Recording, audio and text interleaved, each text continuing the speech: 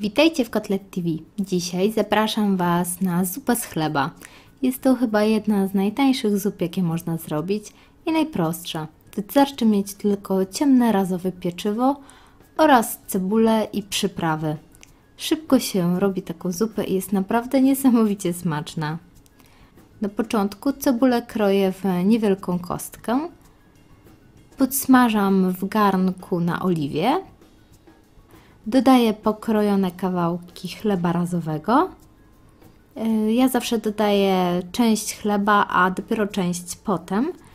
Chwilę mieszam, a następnie dodaję wywar z kostki lub gotowy rosołek. Dodaję pozostały chleb, wszystko mieszam. Dodaję także listki selera naciowego. Doprawiam mocno pieprzem i solą morską.